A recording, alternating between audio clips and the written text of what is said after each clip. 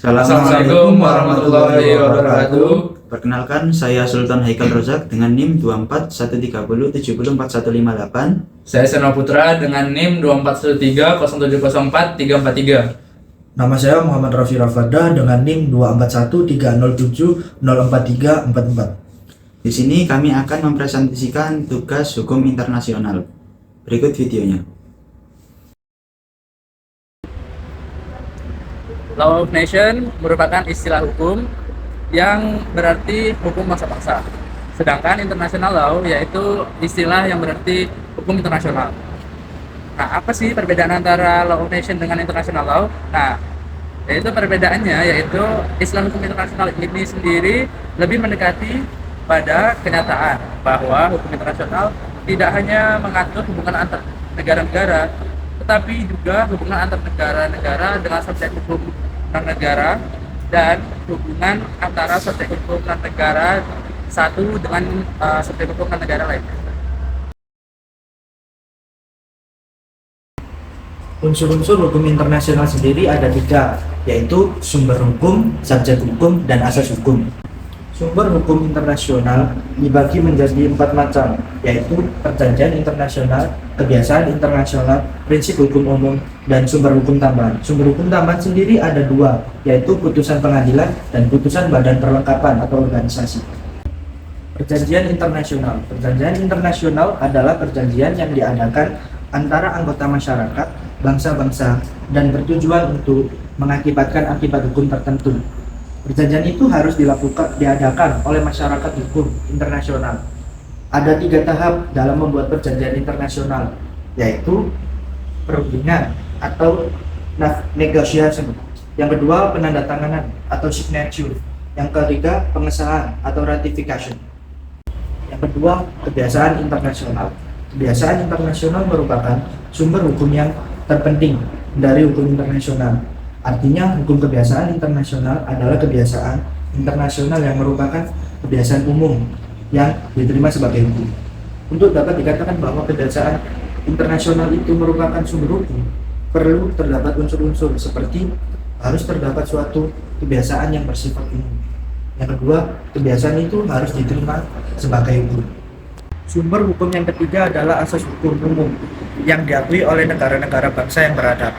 Yang dimaksud dengan asas hukum umum ialah asas hukum yang mendasari sistem hukum modern, yaitu sistem hukum positif yang didasarkan atas asas dan lembaga hukum negara barat, yang untuk sebagian besar didasarkan atas asas dan lembaga hukum Romawi. Sumber hukum yang terakhir adalah sumber hukum tambahan yang dibagi menjadi 2, keputusan pengadilan dan pendapat para ahli terkemuka. Yang kedua, keputusan badan perlengkapan organisasi dan lembaga internasional.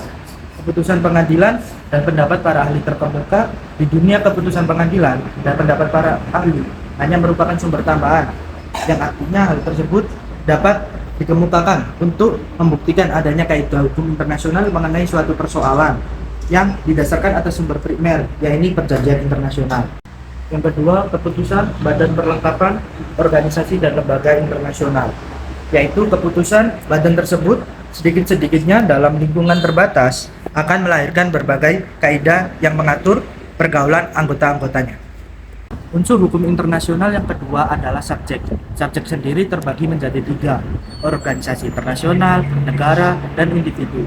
Organisasi internasional adalah badan yang dibentuk oleh negara-negara untuk mencapai tujuan bersama. Sedangkan negara adalah kesatuan yang memiliki wilayah, penduduk, pemerintahan, dan kapasitas untuk berinteraksi dengan negara lain. Sedangkan individu adalah subjek hukum yang memiliki hak dan kewajiban. Unsur hukum internasional yang terakhir adalah asas. Asas sendiri terbagi menjadi 3, asas teritorial, asas kebangsaan, asas kepentingan umum. Asas yang pertama adalah asas teritorial, yaitu asas yang berdasar pada kekuasaan suatu negara atas daerah atau wilayahnya. Suatu negara bisa melaksanakan hukum bagi setiap orang atau barang yang berada di wilayahnya. Tetapi untuk setiap orang atau barang yang berada di luar wilayahnya akan diberlakukan hukum yang berskala internasional. Asas hukum yang kedua adalah asas hukum kebangsaan, yaitu asas yang diberlakukan oleh negara untuk setiap warga negaranya. Artinya, bagi setiap warga negara, dimanapun keberadaannya, seperti di negara asing, akan tetap mendapatkan perlakuan hukum yang berlaku di negara asalnya. Asas yang terakhir adalah asas kepentingan umum, yaitu asas yang didasarkan pada kewenangan negara untuk mengatur dan melindungi kepentingan dalam kehidupan masyarakat. Dalam hal ini, negara dapat menyesuaikan diri dengan semua keadaan dan peristiwa yang berkaitan dengan kepentingan umum.